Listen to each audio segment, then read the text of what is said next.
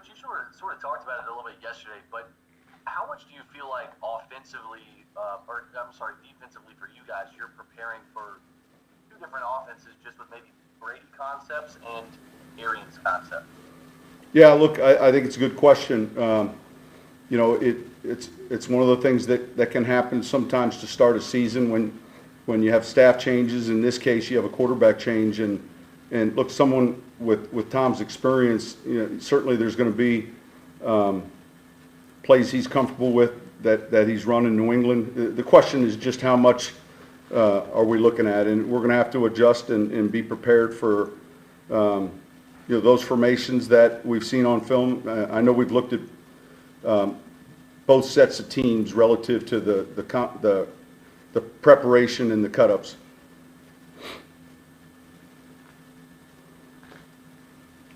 Does that put you in a position at all where you have to go in with more defensive pivots, if you will, than a normal game, or no? No, it's not about more defense. It's just about understanding what you're getting offensively and then preparing for it accordingly.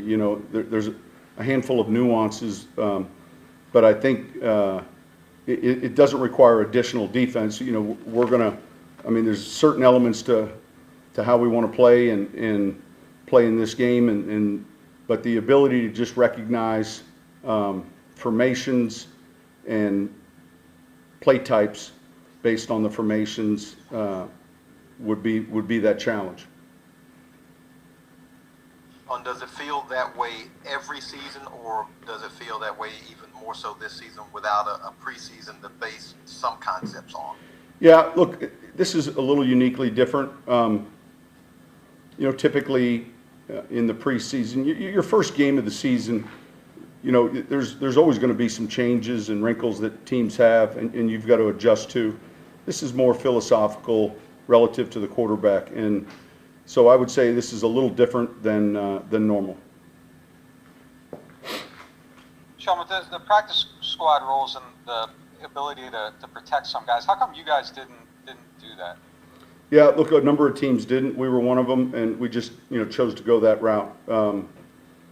There's pros and cons. Obviously, you put a protection tag on someone, you're alerting 31 other teams maybe of a player that you might have plans for, and I think that's just one of those things where I don't know how many teams, 14 or 15, but I know we weren't the only one. Sean, I saw that Josh Hill was listed at fullback in the depth chart this week. What does that mean for him, if anything? And does adding Troutman kind of change what you could do with Hill, with kind of having three solid tight ends now? Yeah, look, that was more – he was actually listed as F. And so, we play with a lot of two tight ends. And, Josh plays certainly the tight end position, but he can play the F tight end position. It was just his experience in instead of just listing it as a traditional fullback, we probably play with two tight ends more than we play with a tight end and a true fullback. So I wouldn't read into any of that other than how that flip card reads. You're right. I don't know if I misread it as fullback yesterday, but I opened it today and it said F, and I was thinking. So look, it's a good question because the F can be Burton, the F can be Josh. It just depends on what personnel that we have in the game. Coach, what's the update on the Ruiz going into Sunday's game? No updates. Sean, I feel like Levante David's been with Tampa for forever now. What sort of challenge does he present when you're kind of scheming against their defense? Well, look, he's an exceptional player. He's got great awareness. I think he's one of those linebackers that defends the pass extremely well and the run extremely well. He can move. He's got great instincts and keen diagnose, and he's just one of those headsy players that you might get him once, but he's one of those guys that's going to be a half a step ahead if you're not changing up formations and trying to change the looks up. He's that good of a player.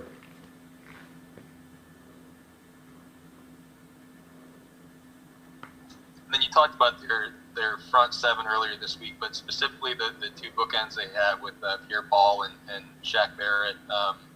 What about those guys? What kind of challenges do they present? Yeah, look, it's a tremendous front, and the numbers show it. Every day we situationally go through red zone, third down, running game. They certainly pressure the quarterback very well. Their rush patterns are difficult. They're athletic, and they present a lot of challenges. Without having the crowds, of course, the fans for week 1 and now week 3, how do you keep the team engaged? And I know there's been conversations about it, but for the energy up for the first home games, has there been any specific preparation for that?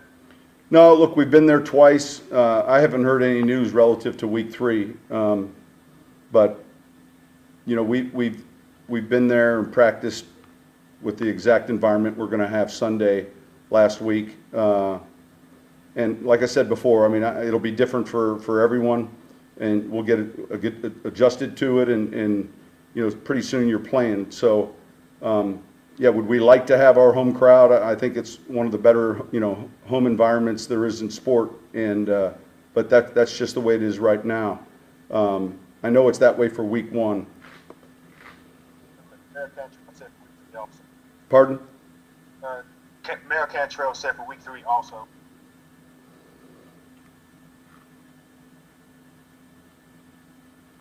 I just hadn't heard that yet, and so we'll deal with it if it's week 3 the same way. We go from there. Sean, what's the challenge when you're going against a team that has a power running back, but they also have all these guys that can kind of spread you out and maybe lighten up the box? Well, look, you're playing run, you're playing pass. You have to understand when you're playing one or the other, how to defend the opposite. If you're playing in a 2-deep look and you're having to defend the run, you've got to be prepared for that. And if you're playing with more down safety and you're getting the passing game, and the unique thing is the differences with the running backs. That'll be important to gauge and how they're utilizing them. Relative to PJ, kind of the same vein as Josh Hill on offense. PJ's on the roster as a DB now and listed as a free safety on the air quote depth chart. Is that the same thing with Josh, in that it's based on matchups is where he's going to be? Yeah, he's got really good position flex. He's played nickel for us. He's played corner for us, and he's smart enough. He's one of those players that can play a lot of positions. So, again, the old traditional flip cards, always showed 4 defensive backs, 3 linebackers, and over time we're playing with so much substituted defenses that. But he's played that position in camp as well as inside and outside, and that's kind of unusual for a defensive back, but it's a good trait. We've talked about that positionless football on the defensive side, but do you feel like you got that on offense too with some of the guys you got, like Montgomery, Taysom, Alvin, that can kind of move around and do a lot of stuff? Yeah, I think we do, and I think the key each week is trying to put plans together that can utilize their strengths and put them in the best positions to have success. But it's nice when you have those type of players.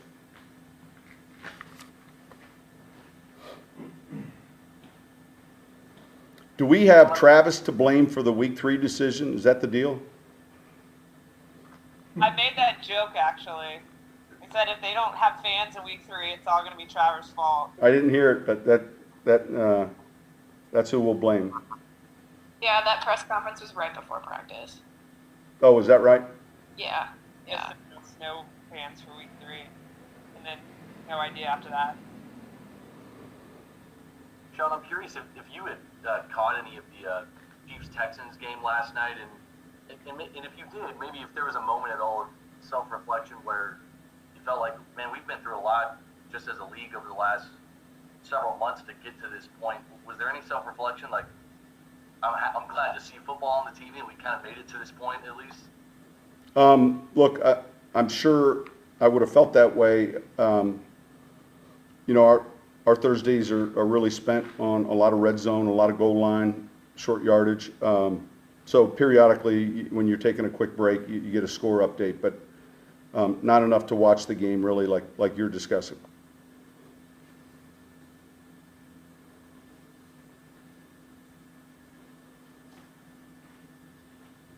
All right, thank you guys.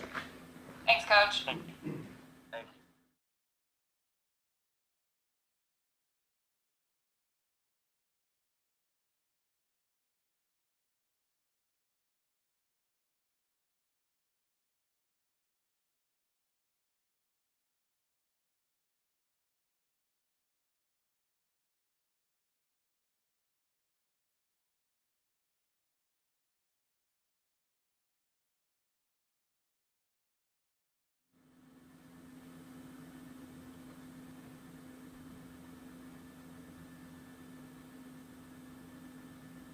First question's from Amos Morale. Yeah, Deonte, I know during training camp you got to do a lot more work in the receiver position. I guess just how excited are you to, kind of finally get a chance to do that in the game? It's been a long off season, strange off season, so it'd just be good to just be back out there. So.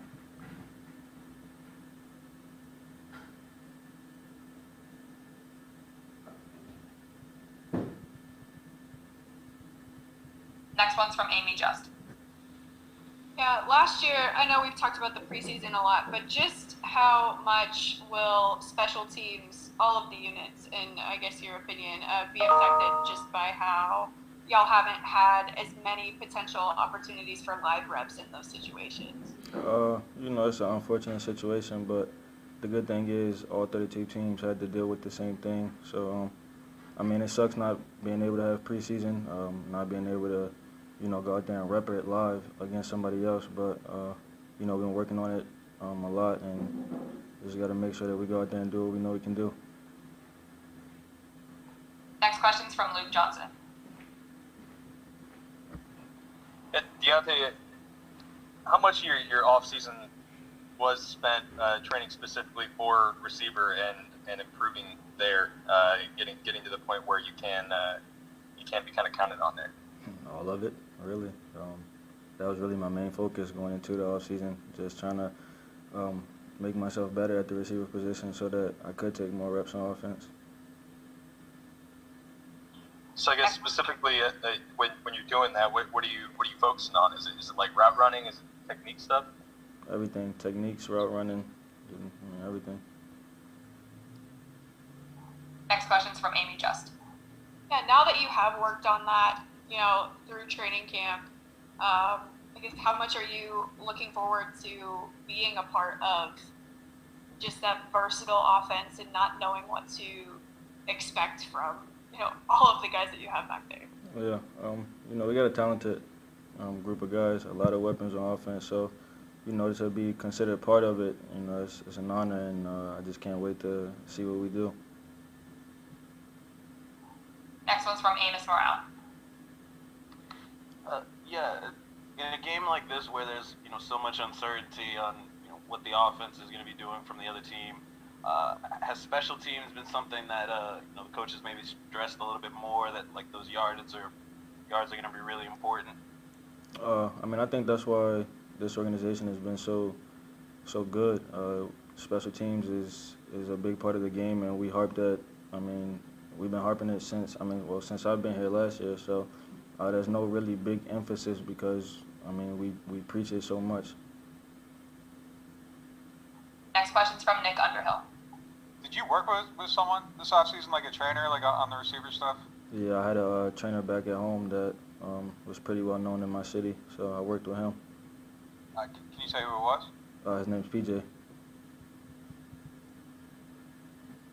And just how much growth do you feel like you made just like kind of being able to focus on that and just kind of having a whole offseason to know that was maybe the next step for you instead of just special teams in year one? I think I grew a lot as far as, just my technique and being able to run more routes on the route tree. And I don't know, there was one throw that kind of stands out to me from Jameis in the dome. You kind of split the two Jenkinses. Can you just Tell us about that throw and just your route on that play. I mean, it was just a go route, but they went cover 2, so, I mean, Jameis just made a good throw. All I did was run down the sideline and catch the ball. All right, I think we should be all set. Thanks, Deonte. Thank you.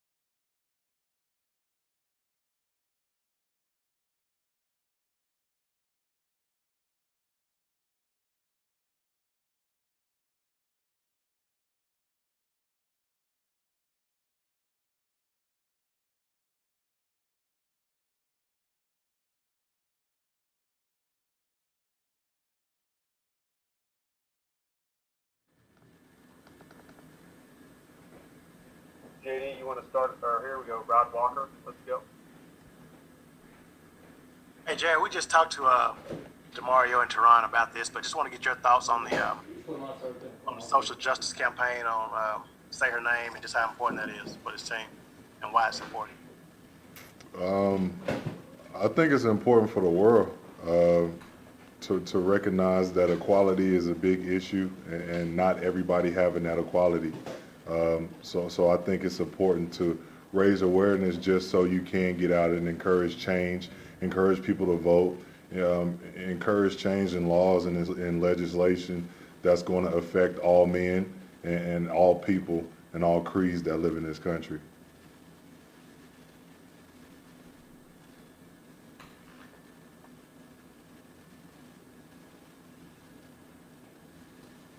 Rod, you want to go again? I guess so. Jared, how excited are you just about, getting a chance to play a football game again on Sunday? And also, did you watch the game last night, and what kind of emotions did you get just watching it, considering where we were 3 or 4 months ago? Yeah, I'm really excited about the season, especially, just a few months ago, we didn't even know if we were going to have one or not. And just a lot of guys making that decision on whether they're going to participate or not. But for the guys in this building and for me, I know I'm excited. I think it's been a long off season just getting to the point to where it is now. Did I watch the game last night? I watched a little bit of it, and it's exciting to see football back. And I feel like football, among other sports, is a game that brings people together. And that's the importance of it all, right? Is to come together for a common goal. No matter what's happening in the world outside of all this, just to show that people can still come together and enjoy something and actually root for a common goal. It shows that we have more in common than not. Hey, Jared, when you watch a game like the one last night, the little bit that you did see, can you, and they had fans there, but can you tell that there aren't really fans there, like just watching on TV as a player? A little bit, just because I've been in the sport, but apparently there was no problem for the players, because I think it was a few false snaps or the center forgot to snap the ball one time last night. So I still think it had an effect to the game. I think it's going to be a little different for us on Sunday. Amos, you want to go ahead? Yeah, obviously the team for the most part is intact from last year, but there's a couple new faces on offense. And with those new faces, obviously going to be some new wrinkles. And I guess, are you excited to kind of get out there and see how all those new parts and new plays and new everything kind of fits together? Yeah, absolutely. It's cool going against our defense, but that gets old real quick just because our defense knows us and we get used to them and vice versa. But actually seeing our talent go against another team, I think that's where the excitement comes in. And just seeing guys like Emmanuel Sanders join us and Troutman just get involved on Sunday and see how they interact, especially Troutman, seeing a young guy interact in his first game and just see how it goes for him, I think is going to be exciting. And just, we bring in guys to make our offense better and to make this team better. So, that's what we're looking for, is to pick up where we left off last season and just go in stride and keep getting better as a team. Caroline, you want to go ahead? Yeah, Jared, life is different for all of us, but especially us who are, working from home and things. As far as you guys going to practice every day, being at the facility, in the locker room, do things seem as close to normal as you would hope for a global pandemic? For the most part, it's still some oddball things like the COVID testing every morning and just seeing some staff members walk around with masks constantly.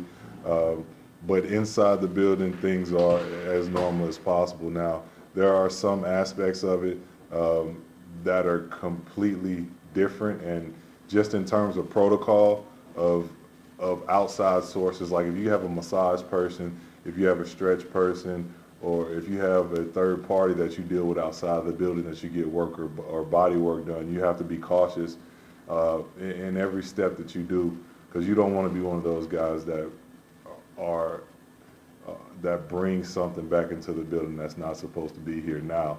I also think that things will get a lot different once we start traveling, and we'll see that with our first away game next week. But I think that's going to be a true challenge in the traveling schedule to see how things go. Is there any protocol that you guys have your stretch people or masseuses go through in order to make sure that they're not, seeing other clients and then bringing it back to you guys, things like that? Is there any sort of protocol? They have, the Saints are allowing them an opportunity to go and get tested outside of the building. I believe maybe at a hospital they're setting it up for them, but they just kind of touched on it to just be extra careful, and then they would provide them with the access of getting tested if need be. Edward? You talked before, I think, about how at the end of last year you and Drew were really clicking and the chemistry was there. Did you have any feelings at the beginning of last season about that, or is that a hindsight thing? Like, did you go into the season thinking, hey, I wish Drew and I had more time together, I wish we'd worked on this? Kind of seems like something you don't really know at the time, and then you look back on and you think, oh, if we had had more time on the field together or whatever, maybe the chemistry would have been there from the start, if that makes sense. Going into a season, I don't think it's kind of difficult always to gauge that, right? Until you get out there when the live bullets are flying and there's true competition going on and there's a team that's really trying to knock your head off. So going into the season is kind of difficult to tell. Now looking back at it, I think we ended up in a good position and actually had a good rapport towards the end of the season. Now, you always wish that you could have those moments where you can get extra work going back and looking at it. But you just try to do the best you can and prepare for the weeks coming up and get your time in those weeks. But going into it, I feel like we did a pretty good job of maximizing our time together and building a rapport last year. My follow-up question was going to be, so how do you feel now, 1 year into the system, going into week one, and knock on wood, as weird as this training camp has been, everything seems to have gone really smoothly with injuries and time on the field and all of that so far? I feel good. As said before, things were a little different this year, especially without us not having OTAs. And I think OTAs is a big opportunity for you to kind of slow down the game and just, learn your new targets as a quarterback and as a target, learning your new quarterback and learning timing. And once you roll into camp, things kind of click all cylinders. This year we had to maximize and squeeze all of that into one. So, I think we're as prepared as we're going to be going into this game, and I'm still confident that we're going to be able to get the job done. Nope, you want to go ahead? Hey, Jared, I know a lot has been made about, at least for right now, for most of these stadiums, not to have fans. But I wonder, going into week one, I assume pretty much everybody's jacked up to play their first game. And I wonder if maybe not having fans won't impact the game as much as some of those that could be like down the line throughout the monotony of a season, like once you get to like week 10 or whatever. But do you think that not having fans will be a huge impact? Do you think week one, or do you think everybody's going to be having so much adrenaline because they're ready to play a new team this week? I think it'll definitely have an impact. Fans motivate you, and fans also help, especially in a place like this when the dome is just roaring and it's a very loud place. It's hard to hear when somebody's right next to you. So I think it's going to be it's definitely going to be different. But as far as their offense coming in here, I think we're going to miss the fans quite a bit. I think you're going to be able to hear everything. They say you're going to be able to play crowd noise at 70 decibels, but if you look at 70 decibels, what is that really in comparison to 120 or whatever our stadium gets up to. So I think we're definitely taking a hit in that department, but I think it's definitely going to be something to get used to at the same time. I feel like it's going to be quiet. I feel like it's going to be like a practice, but we get to play ball again, and it's definitely going to be different for the defense. But we're out here playing ball, and I think that's the best thing about it is we get to suit up and go out on Sundays and make this thing feel as normal as possible as a real game. Nick, you want to go ahead? Yeah, just as somebody who's played with a few different quarterbacks, I'm curious what that chemistry building process with Drew Brees is like, and if there's anything unique about it. Is he more patient than some guys? Is he more tolerant during mistakes? Like, just what's that like when things go wrong during the season and that?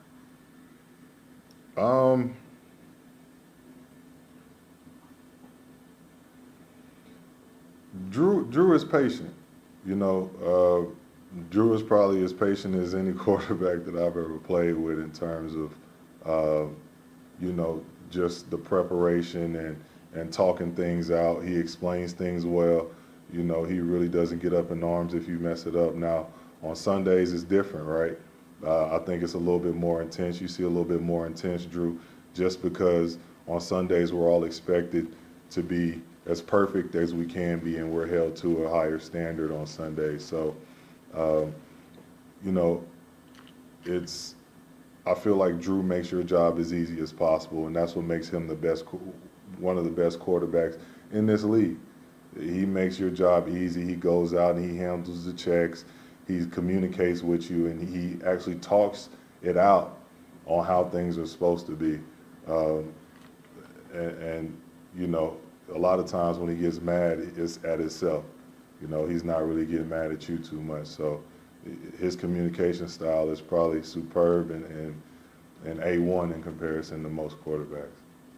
Are there some quarterbacks that can make you feel tense, like through some of that process, just because of the way they approach that perfectionism? Yeah, absolutely. Not everybody knows how to talk and communicate, right? So a lot of people, their feelings overtake and their emotions overtake them in a negative way.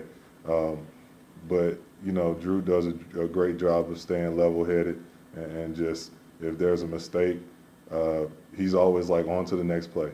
Even in practice, he's always like, on to the next play, on to the next play. And I think that's important, especially in this league, because it's so difficult for us as players to do that. That's the hardest thing, is to forget about the last play and go on to the next.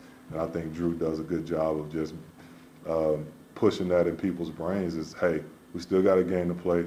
We still got more plays ahead of us. Let's just go make a play now. Thanks so much, Jared. Yeah, man. For your time. Thanks, Jared. Appreciate it, man. Yeah. Thank y'all.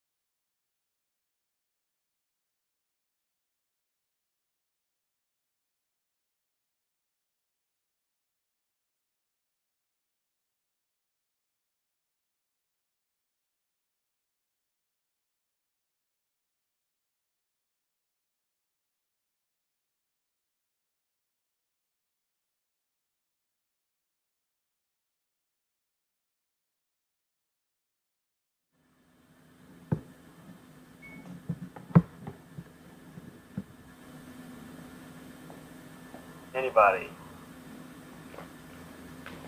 Make this one quick and easy for me. Okay, thank you, Taysom. I guess the last time a lot of the fans saw you on the field, we saw so much in Minnesota. Do you think that will potentially be what we could see this weekend and in future games, or will it kind of just be determined on a game-to-game basis? Not to give too much away, I see you smiling. Yeah, I think every week will be a little bit different, and I think we're trying to find that balance of how much I'm going to be used, how much I'm not going to be used. So I think the coaches have done a nice job of finding different ways that we can create challenges for the defense, and I think it really becomes a week-to-week thing.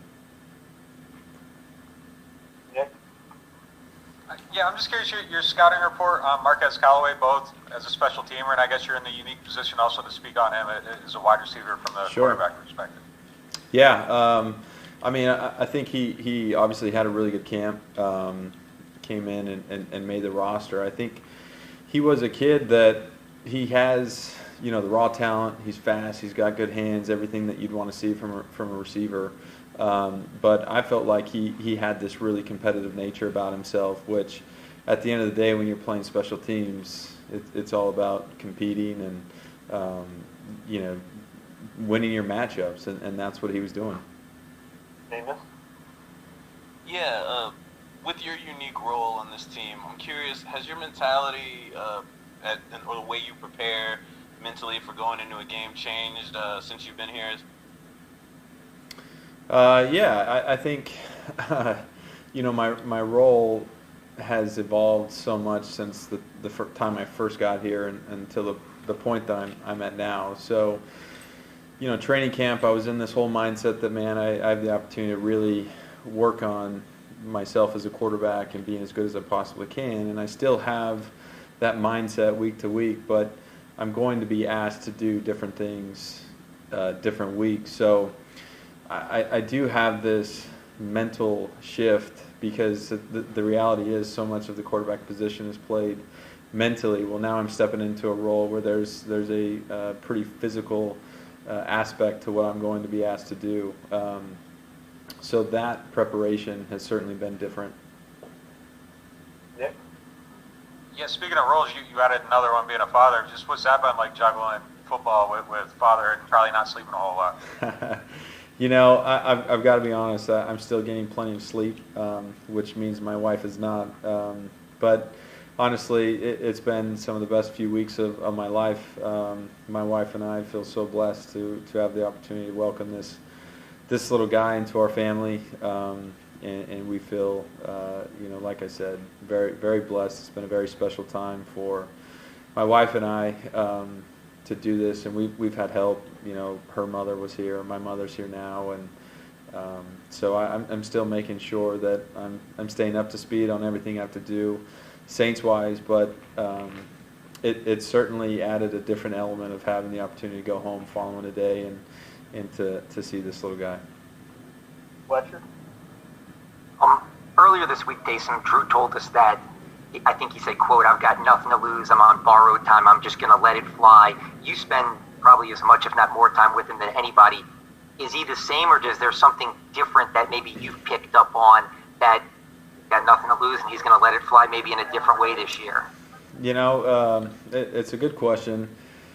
I would say Drew is the same guy every day that I've seen in the 4 years that I've been here. I think Drew has this thing about him where you could look at him at any point in the game and you wouldn't know if he's up by 10 or if he's down by 10, if they're getting ready to have a 2-minute drive to win the football game. He is the same guy. So, maybe I think his mindset is a little bit different, knowing that he's got nothing to lose. We're obviously have a mindset and goal to go out and win every single game that we play, and there's no secret that we feel like we have the talent to return to the playoffs and make a playoff run and go deep. So, but to answer your question, Drew's mindset has been so good for so long that he's still the same guy. He still prepares the exact same way, and he's still Drew. And there's really been no one else that's done it like him. Nick? Speaking of that mindset, Jared Cook was just saying that he's very patient in the pursuit of perfectionism. Just when he's bringing guys in and when there's mistakes, like he doesn't, berate them or make them feel bad about it. That's different from some other quarterbacks. Do you see that too? Just kind of observing it when new guys come in. Yeah, I think Drew has this really special skill set and uniqueness about him that nobody works harder than Drew. So when you come in the morning, the first person you see is Drew, and he's watching film. And as we've talked about, he's been such a great mentor to me that I've had the opportunity to adopt his schedule and learn from him. That I think Drew doesn't have to say anything, because the reality is Drew always knows his stuff because he works so hard. He's first one in and he's the last one to leave in the morning. So I think the great thing about that is Drew never has to say anything. There's an expectation that when you're playing for the New Orleans Saints, or if you step on the field and Drew's your quarterback and he's expecting you to be there, like you better be there. And because he puts in all the time, the energy to make sure he's doing everything he can for us to be successful, the expectation's there. So I don't think he needs to say anything. And people kind of put that pressure on themselves, which it's this unique thing that allows Drew to make everyone around him better, if that makes sense. So it's kind of like a I'm not mad, I'm disappointed type deal when we do something. Well, I don't know. Drew's such a nice guy that he's never going to get mad at anyone. But I think everybody works hard, and I think, here that if you're doing something and you make a mistake and you're going full speed and you're doing everything you can, like, no one's upset about that. But what Drew will do is he will slow things down, and he'll teach it and coach it to the point where it's exactly where he needs it to be. But to your point, everyone puts that pressure on themselves to be, essentially perfect. And Coach says it all the time. We're not playing a perfect game, but he has this really this subtlety about it that is pretty unique. I have just one more question here, and it's a little bit not football related, so bear with me. They have a hang time of like a minute. Obviously, you were such a kind of phenomenon, and people kind of became this, almost infatuated with what you did and how you did it. But in New Orleans, a lot of celebrities come here and say they kind of feel a sense of normalcy. Do people treat you and your wife normal again, or are they still kind of like the shiny new toy running up to you, pace him, or do you feel maybe more like a New Orleanian, like it's just kind of, it's normal now and I'm settling in and people are settling with who and what I am? Are you talking about generally in the public? Yes. Yeah, public. Yeah, look, I feel like it's no secret. My wife and I and our families felt a lot of love from this community. But I've never felt like anything is like, people have always been very respectful of my wife and I. But they certainly will say hi, and I love it when people come and say hi and very complimentary. So I would say that has not gone away, which, man, that is one of the great things about the city and playing for the New Orleans Saints is you have the opportunity to be part of such a unique fan base that is loyal, that loves you, that supports you, and that hasn't changed. I think we're all set. Good. Thanks, guys. Thanks a lot, Taysom. No worries. All good. Can I get out this door? You can. Okay. You can.